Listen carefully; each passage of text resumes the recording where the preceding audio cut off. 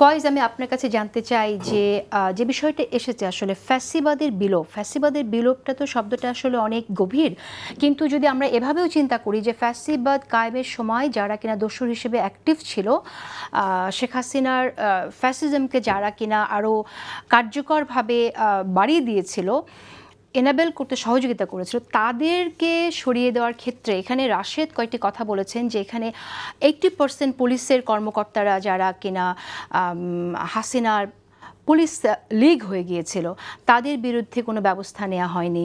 এমনকি আপনার আমলাতন্ত্রের কথা আমরা শুনছি, যেখানে তারা অনেক জায়গায় অসহযোগিতা করছেন, আবার অনেকেই কিনা ব্যবহৃত হচ্ছেন তাদের দুর্বলতার জন্য, সেরকম অভিযোগও আসছে। ব্যুরোক্রেট যারা আছেন, যারা ফ্যাসিস্ট লীগকে সহযোগিতা করেছে, তাদের বিরুদ্ধেও ব্যবস্থা নেওয়া হয়নি এবং তাদেরকে পুনর্বাসন করা হচ্ছে। এই যে অভিযোগগুলো আছে, এটা কি আপনি বলবেন সবচেয়ে গুরুত্বপূর্ণ যে শব্দটি এখানে উচ্চারিত হয়েছে, আমি মনে করি যে বৈপ্লবিক চরিত্র আপনাদের উদ্যোগের মধ্যে, এই সরকারকে বিপ্লবী সরকার না বলা হলেও একটি বিপ্লবী চেতনা কিন্তু ছিল গণ অভ্যুত্থানে, কিন্তু সরকারকে আমরা ওই বৈপ্লবিক চরিত্রটাই দেখলাম না কেন? জি, এখানে আমি একটু প্রথমে বলি, দীর্ঘদিন ক্ষমতায় থাকার বিষয়ে একটা কথা হচ্ছে। সরকার তো দীর্ঘদিন ক্ষমতায় থাকতে চায় না, এই বিষয়টা বারবার পরিষ্কার করা হয়েছে। সরকার কখন নির্বাচন দিবে, কখন নির্বাচন করতে চায়, সে বিষয়ে রাজনৈতিক দলগুলির সঙ্গে ইতিমধ্যে আলাপ আলোচনা হয়েছে এবং এটা পরিষ্কার রাজনৈতিক দলগুলির মধ্যে এই নিয়ে কোনো অনাস্থা আছে বলে আমাদের মনে হয় না। আর আপনি যে কথাটা বলছেন যে পুলিশের কথা বলছে, কে বলেছে? সরকারের দিক থেকেই কিন্তু বলা হয়েছে। অর্থাৎ আপনারা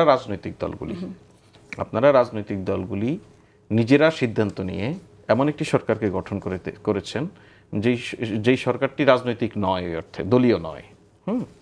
সেই সরকারের সামনে কি আছে? আপনি আপনার প্রত্যাশার পারদ অনেক উঁচুতে, সেটা সত্য। আপনি প্রত্যাশা করতে পারেন যে শেখ হাসিনার নির্বাচনগুলি পরপর 3টি বিতর্কিত নির্বাচন যারা অনুষ্ঠিত করেছে তাদেরকে শুরুতেই ব্যবস্থা নেওয়া হোক, কিন্তু আপনি এমন এক ব্যবস্থা দিয়ে গেছেন যে সিস্টেমের মধ্যে থেকেই তো সিস্টেমটাকে ভাঙতে হবে, বা সিস্টেমের মধ্যে থেকেই সিস্টেমটাকে গড়তে হবে, সেই জায়গা তো আপনি রাখেননি। এটা তো তাদের দোষ নয়, এটা দীর্ঘদিন বাংলাদেশে এই অবস্থা হয়ে এসেছে। প্রত্যাশার জায়গায় যে আছে এতে কোনো সন্দেহ নাই। ফ্যাসিবাদের বিলোপ আপনি যেটা শুরুতে বলছিলেন, যেটা একটা দীর্ঘ বিষয়। আসলে ফ্যাসিবাদের বিলোপ নিয়ে যদি আপনি কথা বলতে হয়, কিছু জায়গা খুবই একাডেমিক। ফ্যাসিবাদের বিলোপ মানে একজন ফ্যাসিস্টের বিলোপের মধ্যে যদি দিয়ে শেষ হতো, তাহলে শেখ হাসিনার বিলোপের মধ্য দিয়ে ফ্যাসিবাদের কবর রচিত হতো। সেটা তো হয়নি। তার মানে কি, কোনো পার্টিকুলার ব্যক্তিকে সরিয়ে দেয়া, এই ব্যক্তিকে অবস্থান না দেয়া, এর মধ্য দিয়ে ফ্যাসিবাদের বিলোপ হবে না। ফ্যাসিবাদ আমাদের সিস্টেমের মধ্যে গেঁথে গেছে। এই ফ্যাসিবাদ থেকে উত্তরণের জন্য আপনি বারবার, আপনার শুনতে ভালো লাগবে আর খারাপ লাগবে,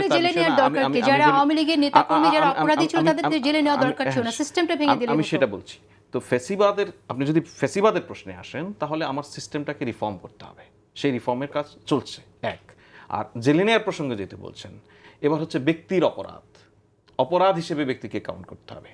আপনি ধরেন আমার একজন পলিটিশিয়ান বলুক, আর একজন গভর্নমেন্টের লোক বলুক, একজন ব্যুরোক্রেট বলুক, অফিসিয়াল স্টেটমেন্ট হোক, আনঅফিসিয়াল হোক, আমি এটা এত ভাগ হচ্ছে ফ্যাসিবাদের দোষর আছে, এটা বলার মধ্য দিয়ে বলা যায়। আচ্ছা, কিন্তু একে যখন আপনি বিচারের আওতায়, আমি একটু এক্সাম্পল একটা দিই আপনাকে। আমি শেখ হাসিনার মন্ত্রণালয়ের 50-60 জনের মধ্য থেকে ধরেন একজন ব্যক্তি, তিনি কোনোভাবে ইনভলভ ছিলেন না এটার সাথে, তাকে কি তাহলে গ্রেফতার করা যায়?